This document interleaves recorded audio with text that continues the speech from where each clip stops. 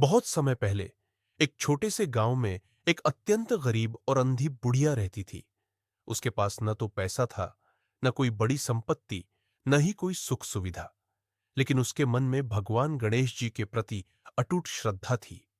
वह रोज सुबह उठकर नहा धोकर अपने छोटे से घर के कोने में रखी मिट्टी की गणेश प्रतिमा के सामने बैठ जाती और घंटों भजन करती।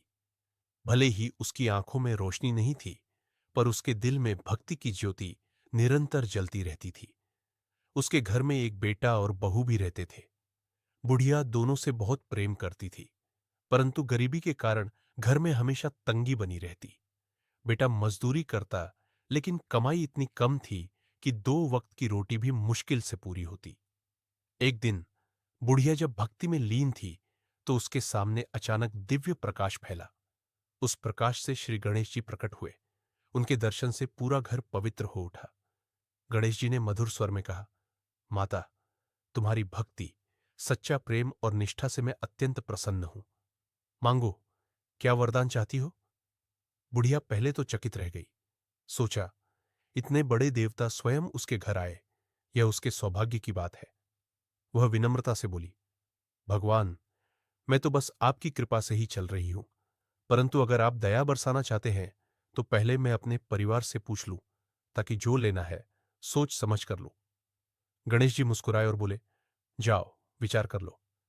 बुढ़िया पहले अपने बेटे के पास गई। बेटा सोचने लगा और बोला, अम्मा, अगर वरदान मिले तो हम धन मांग लें। धन होगा तो सब ठीक हो जाएगा। फिर बुढ़िया बहू के पास गई।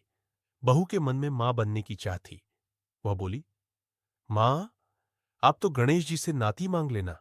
घर में बच्चे की किलकारी गूंजेगी तो घर सचमुच घर लगेगा। लेकिन जब बुढ़िया वापस अपने कमरे में आई, तो उसके मन में कई सोच उठी। अगर केवल धन मांग लिया तो शरीर स्वस्थ न हुआ तो क्या लाभ? अगर केवल नाती मांग लिया पर घर में सुख शांति ही न रही तो क्या फायदा? यदि शरीर ठीक रहे पर परिवार में प्रेम ही न रहे तो खुशियां कैसी? इतने में पड़ोस की कुछ स्त्रियां भी आ गईं। उन्होंने भी सुझाव दिया, बुढ़िया, वरदान एक ही मिलेगा, इसलिए एक ऐसा वर मांगो जिसमें सब कुछ समा जाए, ताकि किसी को कमी न रहे। बुढ़िया फिर से गणेश जी के सामने गई और फोल्डेड हैंड्स बोली, हे विघ्नहर्ता, मैं ऐसा वरदान चाहती हूं कि मेरे घर में 9 करोड़ की माया हो, हम सब निरोगी और स्वस्थ रहे, मेरे बेटे बहू का दाम्पत्य सुख अटूट रहे, घर में नाती पोता हो, मेरे परिवार में प्रेम और एकता बनी रहे, और मेरी आंखों की रोशनी भी लौट आए, ताकि मैं आपके दिव्य स्वरूप को अपने नेत्रों से देख सकूं। गणेश जी उसकी बात सुनकर अत्यंत प्रसन्न हुए। वे बोले, माता, तुमने केवल अपने लिए नहीं, पूरे परिवार के सुख के लिए वर मांगा है। तुम्हारा मन निर्मल है, इसलिए मैं तुम्हारी हर इच्छा पूरी कर देता हूं। क्षण भर में बुढ़िया की आंखों में चमक लौट आई। घर में खुशी और समृद्धि का सागर बहने लगा। बेटा समृद्ध हुआ, बहू मां बनी, घर में नन्ही किलकारियां गूंज उठी। बुढ़िया अपने परिवार को सुखी देखकर आनंद से भर गई, और वह रोज गणेश जी का धन्यवाद करते हुए यही कहती, सच्ची भक्ति और निर्मल मन हो तो भगवान भी स्वयं आकर वरदान देते हैं। सीख, भगवान को बहुत भोग नहीं चाहिए, ना सोना, ना चांदी, ना दीपों की पंक्ति। उन्हें चाहिए प्रेम, सच्चा, निर्मल, निस्वार्थ प्रेम।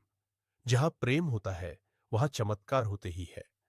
अगर वीडियो अच्छी लगी हो तो लाइक करना, चैनल को सब्सक्राइब करना और अपनों के साथ शेयर करना।